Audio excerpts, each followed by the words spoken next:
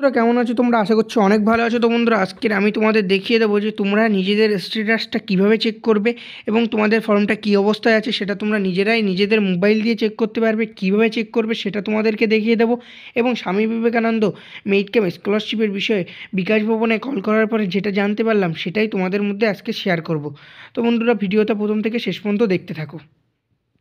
তো বন্ধুরা প্রথমে তোমাদের বলবো তোমরা কিন্তু স্বামী বিবেকানন্দ মেরিট কাম স্কলারশিপের ওয়েবসাইটে আসবে। এর ওয়েবসাইটটা কি? এর ওয়েবসাইট হচ্ছে SBMCM, ঠিক আছে?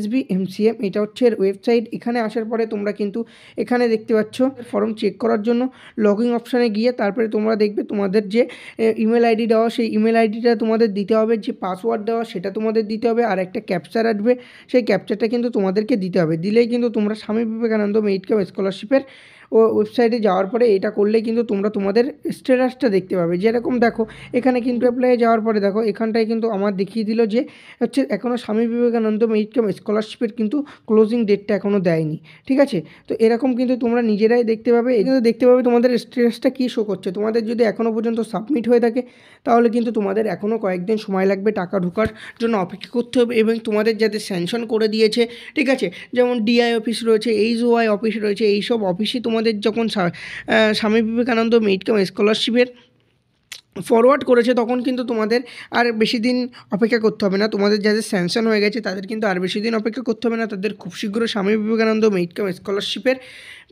টাকাটা ঢোকা শুরু হবে। এবং আমি বিকাশ ভবন থেকে কল করে যেটা জানতে পেরেছি সেটা হচ্ছে তোমাদের বিকাশ ভবনে আমি কল করার পরে জিজ্ঞাসা করলাম যে বিকাশ ভবনের যে আমরা স্বামী বিবেকানন্দ মেরিট কাম স্কলারশিপে আবেদন করেছি, তো সেটা কিন্তু আমার অনেক দিন হয়ে গেল, আমার এখনও সাবমিটই দেখাচ্ছে, এখনও পর্যন্ত স্যাংশন হয়নি।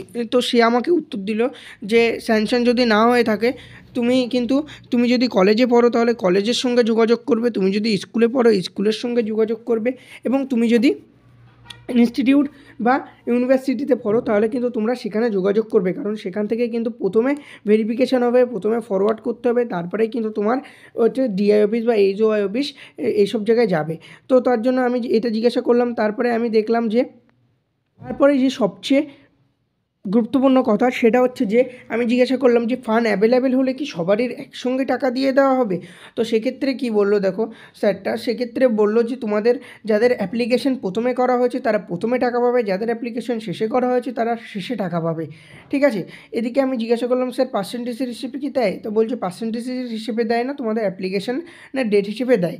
তো তোমাদের যাদের প্রথমে স্যাংশন হয়ে গেছে তারা অতি শীঘ্রই টাকা পাবে, এবং যাদের একটু সাবমিট হয়ে রয়েছে তাদের স্যাংশন হতে এখনও দেরি হচ্ছে তারা কিন্তু একটু পরে টাকা পাবে। এবং তোমাদের মুখ্যমন্ত্রী মমতা বন্দ্যোপাধ্যায় কিন্তু বলেই দিয়েছে তোমাদের জানুয়ারি মাস থেকে কিন্তু তোমরা স্বামী বিবেকানন্দ মেরিট কাম স্কলারশিপের টাকাটা পাবে।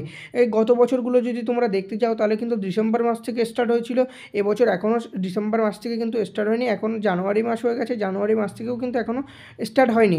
তো সেহেতু কিন্তু তোমাদের জানুয়ারি মাস থেকে স্টার্ট হয়ে যাবে, মুখ্যমন্ত্রী মমতা বন্দ্যোপাধ্যায় কিন্তু বলেই দিয়েছে, ঠিক আছে? তো তোমরা আশা করছি তোমরা খুব শীঘ্রই স্বামী বিবেকানন্দ মেরিট কাম স্কলারশিপের টাকাটা পেয়ে যাবে। যারা যারা তোমরা আবেদন করেছিলে, যাদের তোমাদের 60% নাম্বার ছিল, তারা অতি শীঘ্রই 12,000 টাকা করে পেতে চলেছো। আর্টস এবং কমার্সের স্টুডেন্ট এবং যারা সায়েন্সের স্টুডেন্ট রয়েছে তারা কিন্তু 18,000 টাকা করে বা তার বেশি টাকা তোমরা পেতে চলেছো।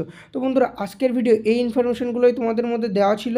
তো তোমরা যদি ভিডিওটা ভালো লাগে তাহলে ভিডিওটিকে লাইক করো, আর চ্যানেলে নতুন হয়ে থাকলে অবশ্যই তোমরা চ্যানেলটিকে সাবস্ক্রাইব করবে।